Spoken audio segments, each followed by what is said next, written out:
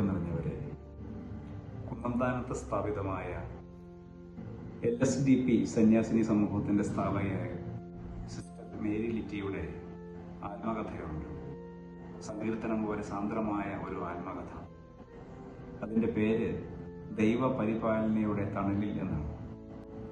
ആ പുസ്തകത്തിൽ 6 സന്യാസാർത്ഥികളും 2 രോഗികളുമായി ഒരു ഓലപ്പുരയിൽ ആരംഭിച്ച തൻ്റെ സന്യാസിനി സമൂഹത്തെക്കുറിച്ച് വളരെ ലളിതമായ രീതിയിൽ ആ സഹോദരി വിവരിക്കുന്നുണ്ട്.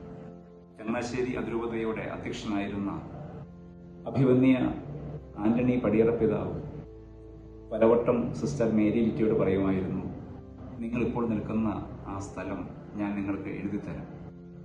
അപ്പോഴൊക്കെ സിസ്റ്റർ പറയും, പിതാവേ സമയമായില്ല.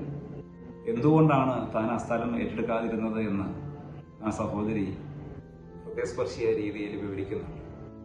ഞാൻ അന്ന് ആ സ്ഥലം വാങ്ങിയിരുന്നെങ്കിൽ ദൈവമാണ് ഞങ്ങളെ നയിക്കുന്നത്, ദൈവത്തിൻ്റെ പരിപാലനയാണ് ഞങ്ങളുടെ ആശ്രയം എന്നുള്ള ചിന്ത എൻ്റെ മക്കൾക്ക് കിട്ടാതെ പോകുമായിരുന്നു. അത് ഭയന്നിട്ടാണ് ഞാൻ പിതാവിൻ്റെ വാഗ്ദാനങ്ങളെ നിരസിച്ചത്. പ്രിയപ്പെട്ടവരെ, ഈ ഭൂമിയിൽ ജീവിക്കാൻ നമുക്ക് സമ്പത്ത് ആവശ്യമുണ്ട്. ഈ ഭൂമിയിൽ ദൈവം നമുക്ക് വേണ്ടി ഒരുക്കിയിരിക്കുന്ന സൗഭാഗ്യങ്ങളിൽ പെടുന്നതാണ് സമ്പത്ത്.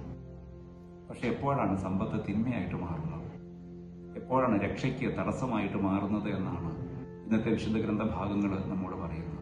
നാം വായിച്ച 1ാമത്തെ വായനയിൽ യാക്കോബിന്റെ ലേഖനം 5-ാം അധ്യായത്തിൽ 1 മുതലുള്ള വാക്യങ്ങളിൽ യാക്കോബ് ശ്ലീഹ തന്റെ ശ്രോതാക്കളെ ഒരു ആത്മപരിശോധനയ്ക്ക് വിധേയമാക്കുന്നുണ്ട്. നിങ്ങളുടെ മേലങ്കികൾക്ക് ചിതൽ പിടിച്ചു കഴിഞ്ഞു, നിങ്ങളുടെ സ്വർണത്തിന് കറ ബാധിച്ചിരിക്കുന്നു, നിങ്ങളുടെ ശരീരത്തെ വിഴുങ്ങാൻ, നിങ്ങളുടെ മാംസത്തെ ദഹിപ്പിക്കാൻ അഗ്നിനാളങ്ങൾ തയ്യാറെടുത്തു കഴിഞ്ഞു. ആസന്നമായ നമ്മുടെ കടന്നുപോകലിനെ കുറിച്ചുള്ള ഒരു സൂചനയാണ്. ഈ ഭൂമിയിലേക്ക് നാം കടന്നു വന്നത് ശൂന്യമായ കരങ്ങളോടെയാണ്, നഗ്നമായ ശരീരത്തോടെയാണ്. അതുപോലെ തന്നെയാണ് മടങ്ങേണ്ടത്. പ്രശസ്തമായ ഒരു സംസ്കൃത ശ്ലോകമുണ്ടല്ലോ, അർത്ഥാഗേഹേ നിവൃത്തന്തേ ശ്മശാനേ പുത്രബാന്ധവ. നീ സമ്പാദിച്ചു കൂട്ടിയതെല്ലാം, എല്ലാ ധനവും ഭവനത്തിൽ വെച്ച് നിന്നോട് യാത്ര പറയും, ശ്മശാനത്തിൽ വെച്ച് നിന്റെ ഭാര്യയും മക്കളും. പിന്നീട് അവശേഷിക്കുന്നത്, കൂടെ വരുന്നത് കുറച്ച് ഓർമ്മകൾ മാത്രമാണ്. നാം ചെയ്തു കൂട്ടിയ നന്മകളുടെയും തിന്മകളുടെയും ഓർമ്മകൾ മാത്രം. ഇന്നത്തെ സുവിശേഷം പരിചയപ്പെടുത്തുന്നത് ഒരു അധികാരിയെയാണ്, ധനികനായ അധികാരി. എന്നുവെച്ചാൽ ഈ ലോകത്തിൻ്റെ എല്ലാ സൗഭാഗ്യങ്ങളും നിറഞ്ഞ ഒരാളാണ്. അയാൾക്ക് അധികാരമുണ്ട്, സമ്പത്തുണ്ട്. മാത്രവുമല്ല, അയാൾക്ക് നന്മ ചെയ്യാൻ, രക്ഷ പ്രാപിക്കാനുള്ള ആഗ്രഹവുമാണ്. അത് പൂർത്തിയാക്കാനാണ് അയാൾ ഈശോയെ തേടി വന്ന് ചോദിക്കുന്നത്, രക്ഷ പ്രാപിക്കാനായിട്ട് ഞാൻ എന്താണ് ചെയ്യേണ്ടത്? ഞാൻ എല്ലാ പ്രമാണങ്ങളും അനുസരിക്കുന്നുണ്ട്, പാലിക്കുന്നു.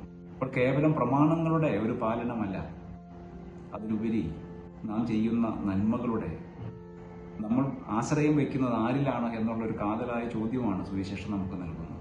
അപ്പോൾ അയാൾ ആശ്രയം വെച്ചിരിക്കുന്ന സമ്പത്തിനെ ഉപേക്ഷിച്ച് അതിനെ പാവങ്ങൾക്ക് വിതരണം ചെയ്ത് തൻ്റെ പിന്നാലെ വരാനായിട്ട് ഈശോ അയാളോട് ആവശ്യപ്പെടുമ്പോൾ അയാൾ അതീവ വ്യസനത്തിന് വിധേയനായി എന്ന് സുവിശേഷം പറയുന്നു.